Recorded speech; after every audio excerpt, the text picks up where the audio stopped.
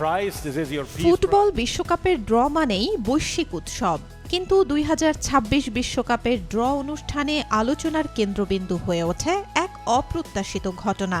যুক্তরাষ্ট্রের president Donald ট্রাম্পের হাতে ফিফা শান্তি পুরস্কার তুলে দেন ফিফার সভাপতি জিয়ান্নি ইনফান্তিনো। সামান্য সম্মাননা মনে হলেও মুহূর্তেই তা রূপ নেয় রাজনৈতিক বিতর্কে। প্রশ্ন ওঠে, ইনফান্তিনো কি ফিফার নিরপেক্ষতা ভঙ্গ করলেন?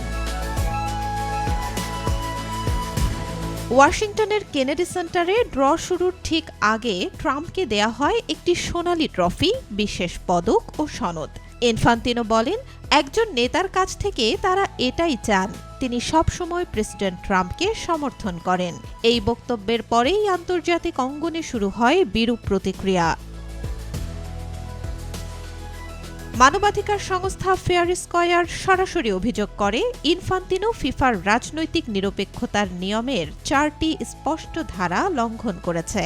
তাদের দাবি, একজন ক্ষমতাসীন রাজনৈতিক নেতাকে এই ধরনের পুরস্কার দেয়া ফিফার জন্য সম্পূর্ণ নিয়ম বহির্ভূত, পক্ষপাতদুষ্ট ও ঝুঁকিপূর্ণ কাজ। ফিফা ইথিক্স কমিটির কাছে আনুষ্ঠানিক চিঠি পাঠিয়েছে ফেয়ার স্কয়ার।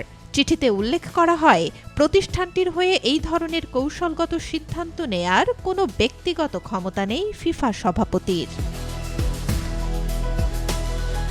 আরও বলা হয়, অতীতেও ট্রাম্পকে সমর্থন করে সামাজিক যোগাযোগ মাধ্যমে পোস্ট দিয়েছেন ফিফার এই সভাপতি। এছাড়াও সাক্ষাৎকারে করেছেন রাজনৈতিক মন্তব্য এবং প্রেসিডেন্টের অভিষেক অনুষ্ঠানে অংশ নিয়ে জানিয়েছেন সমর্থনও।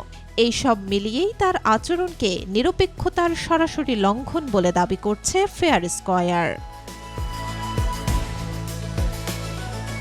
বিশ্বকাপ আয়োজনের অন্যতম আয়োজক দেশ যুক্তরাষ্ট্র, তাই ড্র মঞ্চে ট্রাম্পকে পুরস্কার দেয়া অনেকের চোখেই ধরা দিয়েছে রাজনৈতিকভাবে সংবেদনশীল পদক্ষেপ হিসেবে।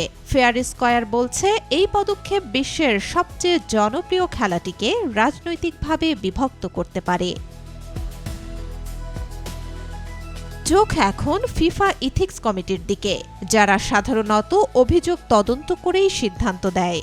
কমিটির নেতৃত্বে আছেন আন্তর্জাতিক অপরাধ ট্রাইব্যুনালের সাবেক বিশেষ প্রতিনিধি মার্টিন এনগোগা। প্রশ্ন একটাই, এই পুরস্কার কি ইনফান্তিনোকে তদন্তের মুখে ফেলবে, নাকি ফিফা আবারও নীরব থাকবে?